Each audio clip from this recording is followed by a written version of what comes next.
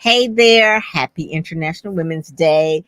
Again, this is Pam Perry's Picks, and we have another woman author today that is going to be talking about leadership.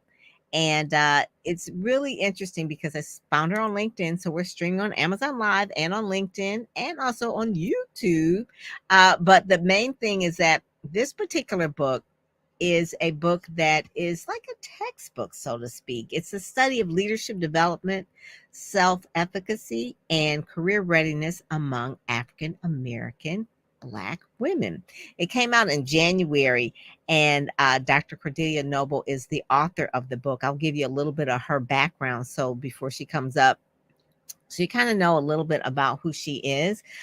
For more than 20 years, she's been in education, workforce development, cultivating strategic business partnerships.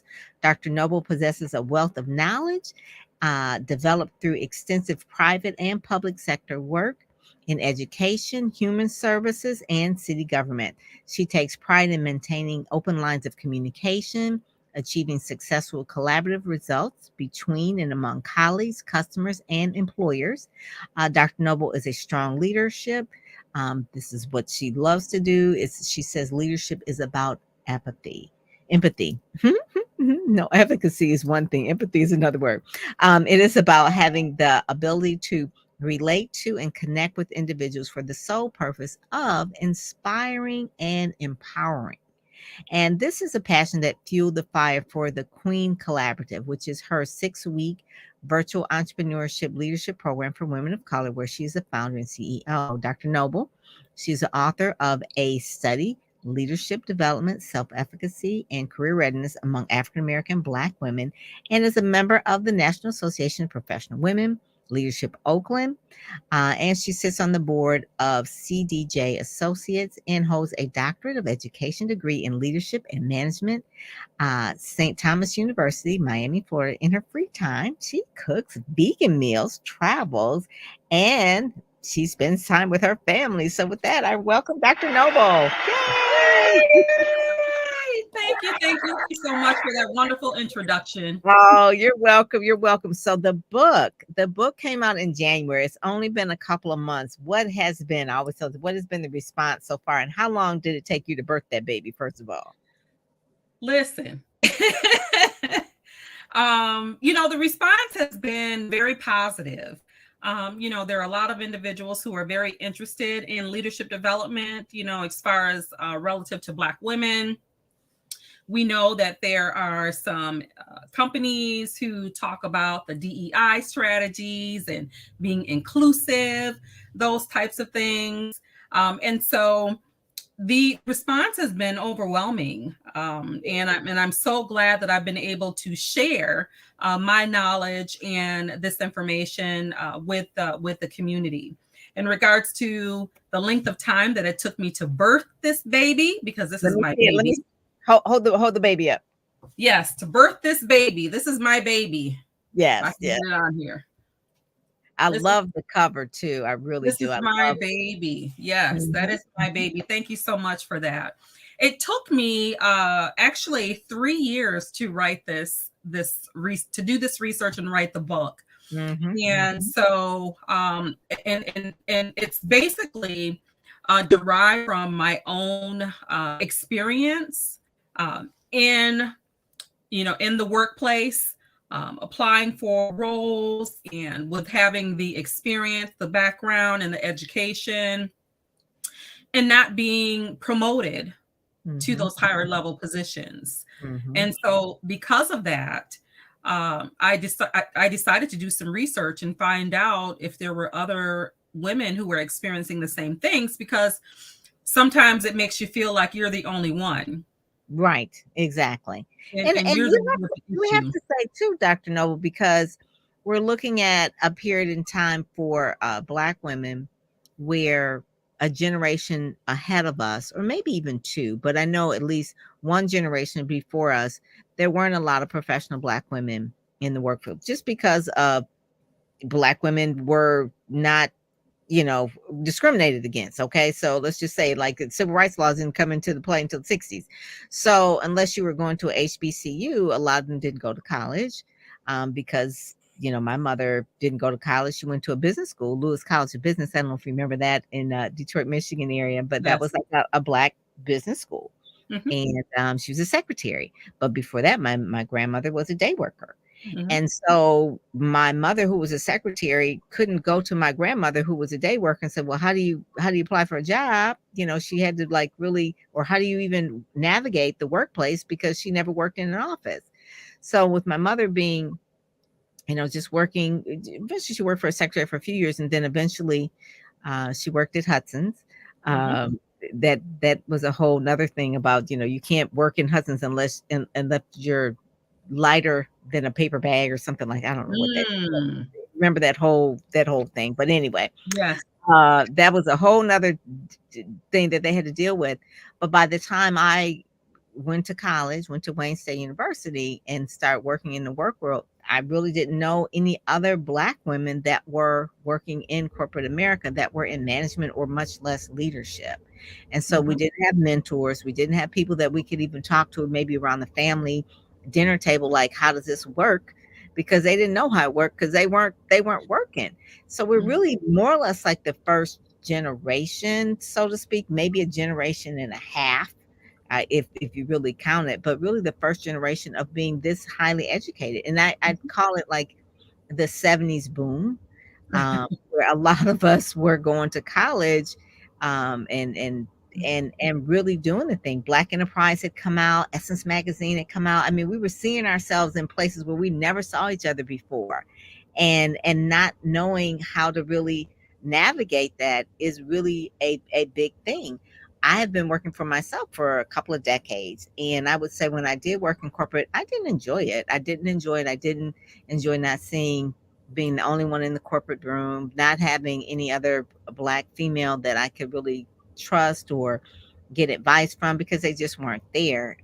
So I can see how anyone who's in the C suite today, they had to really be overcome some hurdles. I'd have to say, overcome some hurdles. It's more than office politics, and I Yes. think more than office politics, it's something that is sexism and racism for Black women, and it's something that's why I want to have you on this show today, talk about your book, because it is something that needs to be studied and really talked about openly.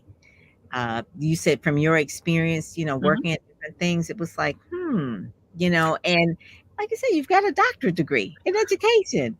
It's like, what?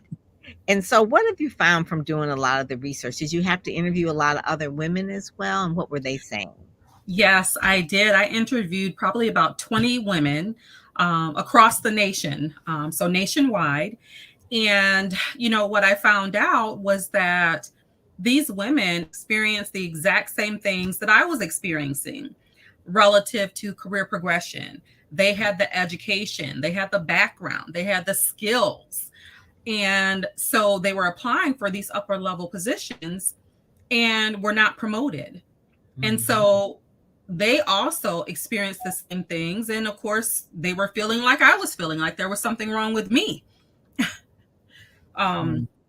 and so, based upon that, uh, I pretty much collaborated with those women. I did the research, got the data. And so, in this process, I found out that what Black women need in order to be successful would be professional development opportunities Ah, where Black women can grow and develop mhm. skills that they need, leadership development opportunities as well. A lot of times, women and just individuals in general may not know what it means to be a leader, don't know Yeah. what those qualities are. They may not know the day to day leader. Leadership is not being bossy. Absolutely, absolutely, absolutely. So, having those leadership development opportunities so they can hone in on those skills and highlight their best.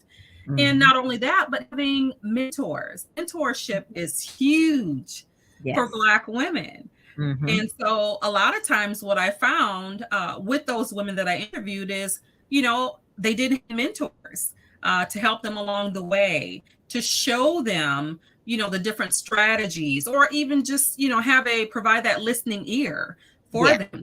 I myself, I never had a mentor Mm-hmm. going throughout my career. I never had a mentor. And so at this point now, it's very important to me that I mentor other Black women, because I did not have that. I love And, that. and so as part of my research, mentorship is another key component in regards to Black women and their career success. Hmm. And one of the things Dr. Noble book she talks about, it says African American Black women, the same, we interchange it, Mhm. are the most disadvantaged compared to any other ethnicity and have struggled since history. This book was derived from her personal experiences, and she Mhm. basically shares her knowledge.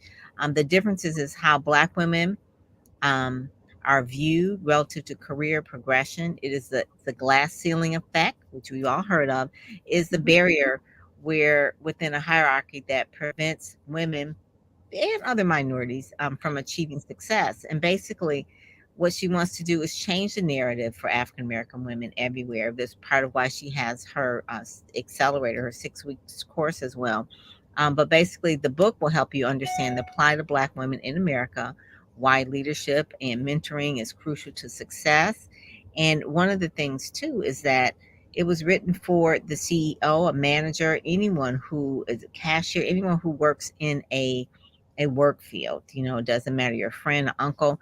And basically, one of the things is like for the employer who wants to know how to support Black women, because sometimes they just don't know. They never been around Black people Mhm. within the organization, to support them with their DEI initiatives, diversity, equity, and inclusion. People are always saying that, and probably the other one is be belonging, and then the other one is for Black women who want to know what each other feel. What there is a what they will need to reach career success. You don't have to be bossy. That's not what leadership means. You don't have to be firm. You don't have to dress like a man. You don't have to look like a man. I mean, and it's for anyone who wants to support the upward mobility. That's really like the whole point that we're talking about, because leadership is something that can be modeled. But if you don't have a role model to really look at, then how can you do it? And so, like I said, like with my mother, she was a homemaker and she was a secretary. I knew I didn't want to be a secretary. I was terrible at typing and shorthand, so that was not going to be a thing for me. And then with my grandmother, she was like, "Just go to college, baby." That's what. So that's all she knew. She didn't know like what beyond college, what kind of job, but what Mhm. she never worked there. Mhm. So it is something that people have to understand: leadership development training, how to uh, lack of better words, is that will repair that gap. That will Yeah. repair. I had Yeah. someone on today, Bill Hubert. He wrote a book here, Expect Success, and basically he's talking about the science of the career search. But Mhm. negotiation and resume and I mean, unless you have a mentor that's going to walk you through certain things, you will not get a job. I don't care if you have a MBA from Harvard, Will not. unless you have someone that's telling you like what to say, what to do, how to say it, and introducing you to the right people. That's key. Absolutely. That's Yeah. huge. Having someone that can go into those spaces Mhm, and represent you and mhm, talk for you. mhm, That's key. That is mhm. key. And so, you were talking about your mother and the background experience and education and things. While you were saying that, I was just, reminded of, the good stock that I came from. My grandparents only had an eighth grade education. Wow, So my wow. grandparents had an eighth grade education. My parents, my mother and father, had a high school diploma. Okay, yeah. Okay, so in their time frame, That was that was good. that was Yeah. good. That was good. You go to school, you get your high school diploma, and then you go into the factory and you Mhm. work for 30 years and you get your pension. Right, and a good watch. Right. Exactly, exactly. So, and now with me being the third generation, I knew that I did not want to experience the same things that my parents experienced. They worked in factories, all of their lives. Mhm. And so I would see my mother come home from work, just, um, No just creative outlet. No at all. creative outlet, just kind of worn out and beat down by working in those types of environments. Mhm, mhm, And although, they were able to provide for us as a family, I just knew that that was not something that I wanted to do. mhm, So I began to just pretty much branch off myself. And so I went to Baker College. I knew I didn't want to go to the military because I was afraid. oh, yeah, definitely during So, yeah, yes, so I said, I don't want to go into the military, so I have to go into education. And so my parents could not instruct me on what to do in regards to obtaining education because, they had not experienced that themselves. So a mhm, lot of that I learned by trial and error, learned on my own, learned on my mhm, own. And so mhm, now, as part of me giving back to the community, as I stated before, I also mentor, but I also help young people with their career, projections, things that they're interested in, even if they need help with like cover letters and resumes, things of that nature. If they need assistance with, with a FAFSA, trying to figure that whole system out, because I'm very yeah, familiar with that as well. yeah, So, I try to help and give back to the communities in ways in which, I was lacking at the time when I was coming up throughout my, as a young adult. And as I started to grow and develop throughout my career as well. mhm. And one of the things too that people don't understand is like, oh, um, all women hit the glass ceiling, but it's different. It hits different. Your book specifically talks about for African American women, Black Mhm, women, how it mhm. hits differently for us. Explain some of the women that you interviewed, some situations or some circumstances where they hit the glass ceiling and they were like, I don't understand what's going on. And then what happens to them? Do they leave the workforce? Do they start their own companies? Do Mhm, they mhm. just say, forget it? I'm not gonna, I mean, what happens? I do recall one of the young ladies that I did interview was applying for an upper level position, had been with the organization for multiple years.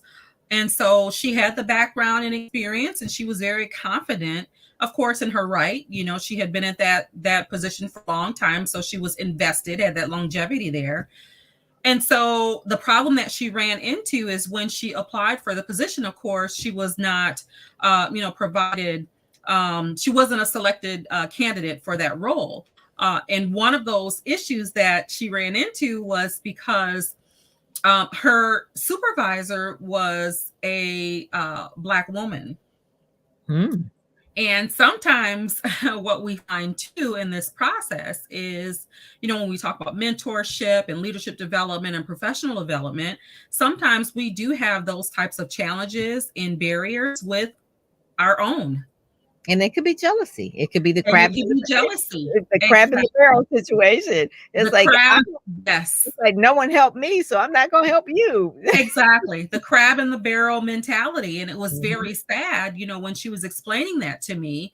And she actually ended up leaving that organization because of that, because, she was underneath a supervisor that was not vested in her as an employee and was going to do everything in her power to make sure that she was unable to elevate. So mhm, she ended up leaving that organization.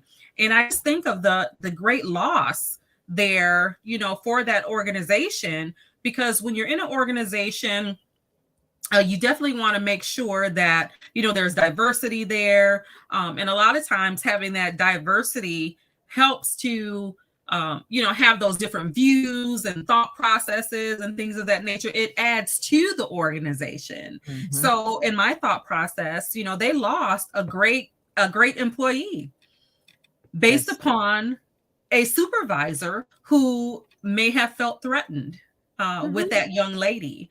And it's terribly, terribly unfortunate that that's an actual issue that still exists today.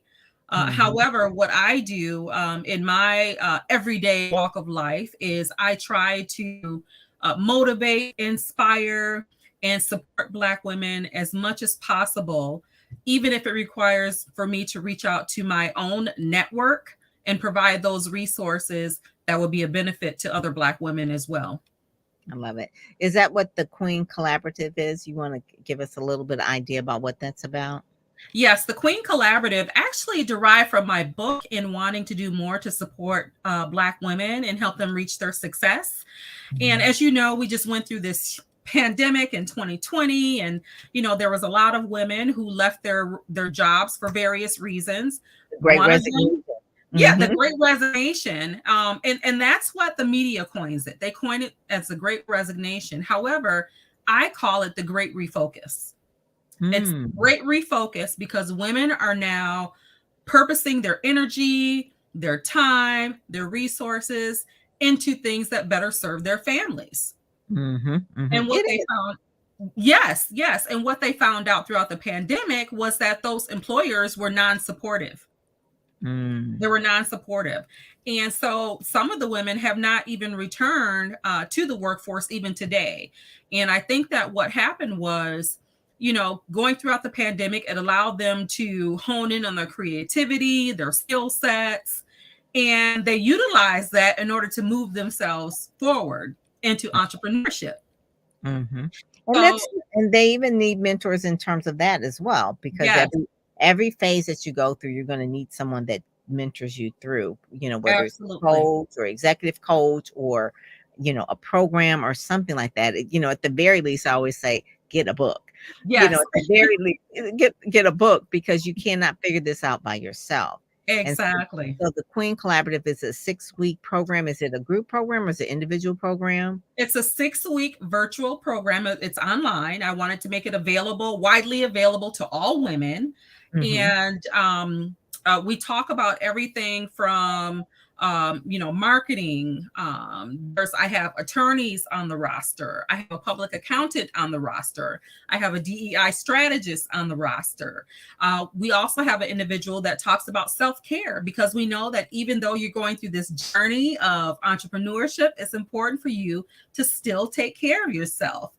So, all of these women that are on the roster are all of my great friends and colleagues. And I Mm. appreciate them so, so much for supporting me in my vision. And Mhm. of course, it was something that I wanted to do to support Black women, to help them reach success. We had our first cohort actually this past fall. Okay. Okay. And I had 11 women participate in the Queen Collaborative. Oh, And good. the sessions were phenomenal. They were phenomenal, because we had that camaraderie there amongst women. The Mm. information shared was just super beneficial for these young ladies.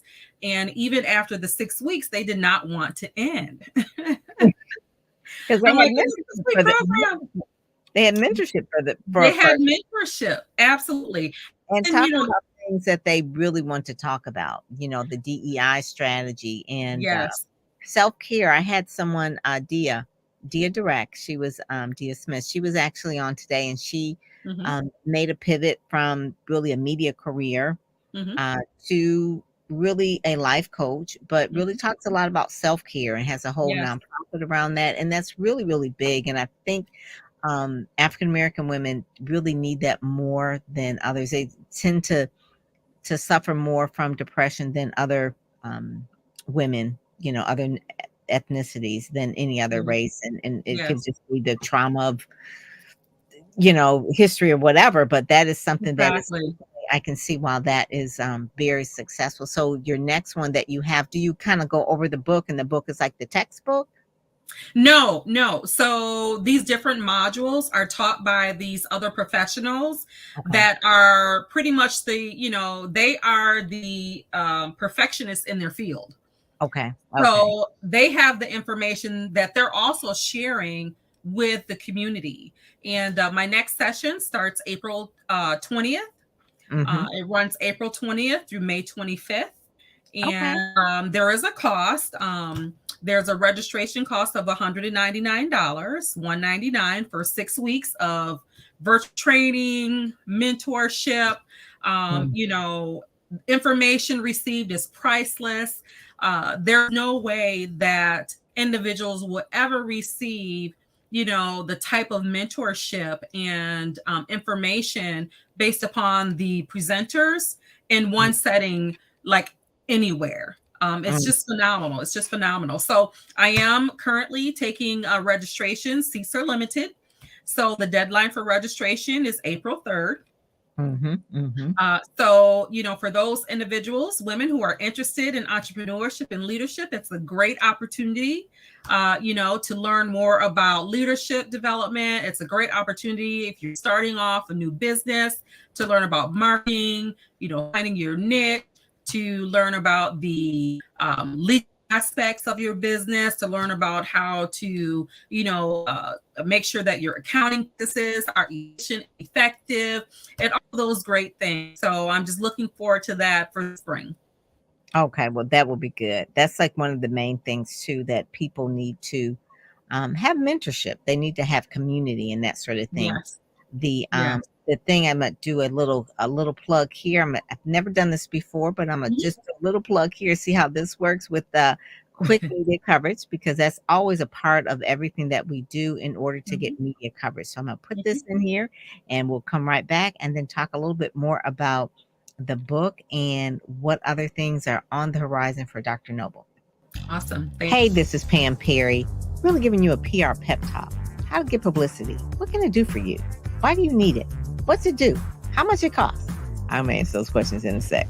So, what can quick media coverage do? It can help you increase your visibility online, extend your reach, stand out from the crowd, higher ranking on Google so you can get found. SEO is important. That's what PR can do for you, for sure. So when you're ready, go to PamPerryPR.com. Love for you to get out there and get known. Get in all of the media that you see on the website, PamPerryPR.com. Take a pic of the packages for the PR on PamPerryPR.com.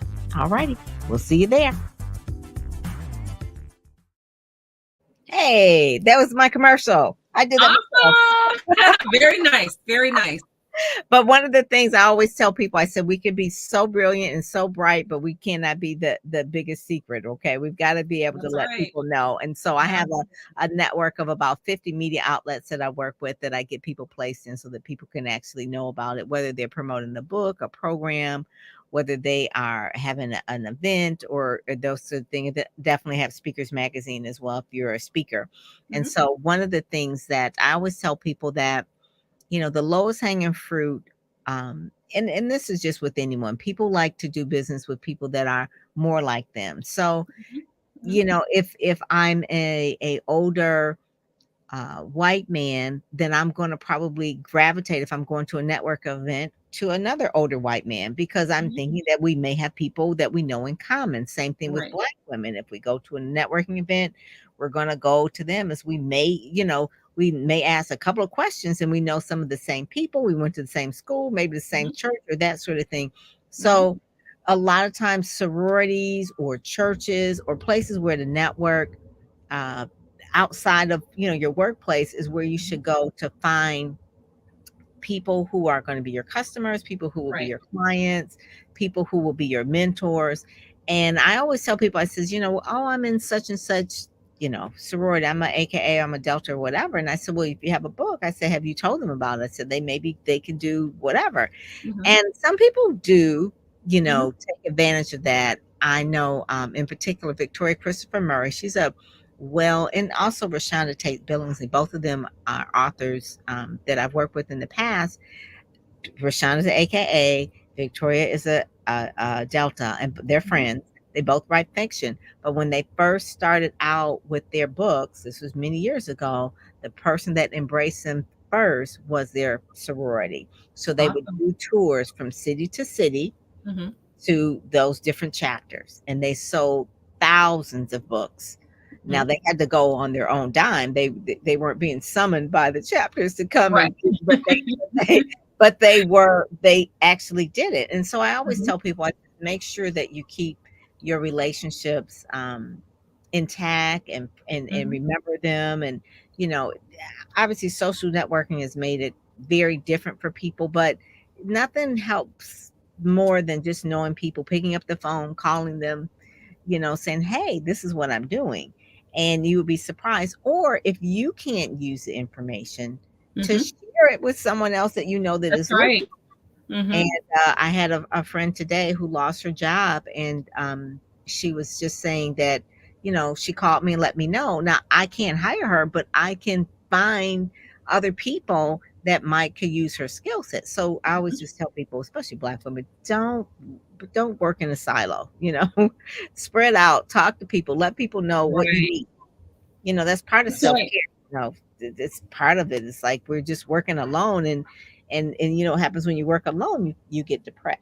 You do. You do. So you want And to it's make all sure. about building those positive relationships, with everyone that you come in contact with. I have a lot of connections, colleagues, that I speak with as well. And so, but it's all about those positive relationships. It's all about cultivating those strategic partnerships. Yes, And so when there are issues, when you need resources, you will have the opportunity to reach out right. to Yeah. those individuals, and they can provide their resources. They can utilize their network for you hmm as well, and that's huge. That's huge.